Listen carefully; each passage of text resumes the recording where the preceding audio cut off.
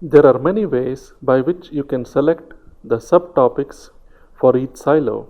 If you are intimately familiar with the niche, you probably will be able to list what the topic for each silo should be based on your own experience. Here's one thumb rule you would want to note. You want each silo to have at least 25 to 30 pages. Silos that have fewer than 10 pages may not have the power to rank the individual pages. Each silo should have a sufficient number of pages so that the pages in the silo get the relevancy boost, which is why you are building siloed sites in the first place. You want each subtopic to have sufficient interest so that it can have at least 25 to 30 pages. You do not want something that's too narrow. The easiest way of selecting the subtopic for each silo is to let Google tell you what the topics should be. Let's see how to do that. We are now inside the Google AdWords Keyword Planner. Suppose you want to build a site about golf.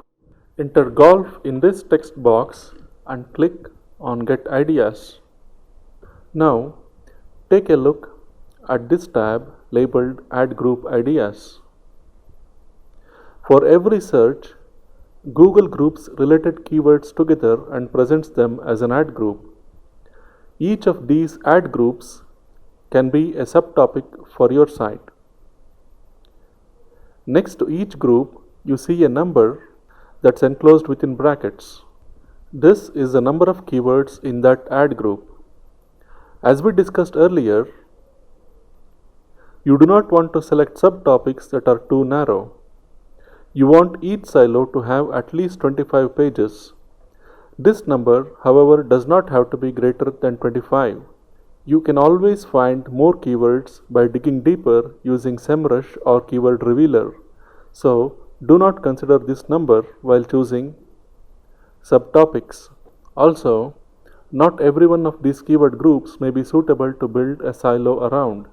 Some may not have products you can sell, like live PGA, and some may be too narrow. Scroll down to the bottom and you can see Google has listed 60 ad groups.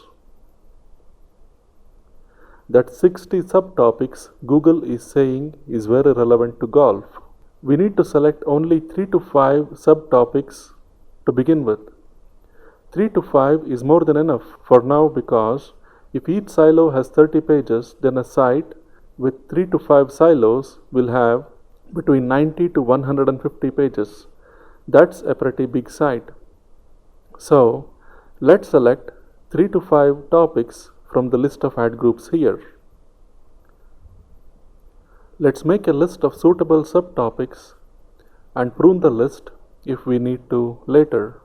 Golf swing, golf tips. These can be possible silos. Golf tee as well. Not this one or this one.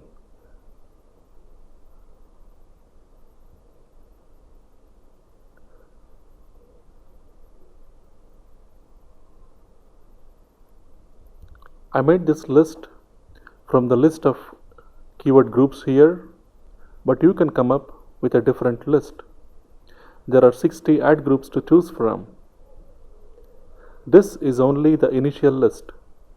Once you prepare a list like this, you can choose whatever subtopics you like from the list and then do further keyword research. You can also use Amazon.com to get subtopics for the silos. Let's search for golf on Amazon. Let's choose the category sports and fitness. On the left, you see this navigation bar that has a list of related topics. The number next to each subcategory is the number of products being sold in that subcategory. Let's click on golf. Let's click on see more. Okay. So, men's golf shoes, women's golf shoes, golf club bag accessories, men's golf shirts. Each of these is potentially a subtopic for your silo. Choosing topics this way, using either Amazon.com or the Google AdWords Keyword Planner, removes all guesswork from choosing topics for your silos.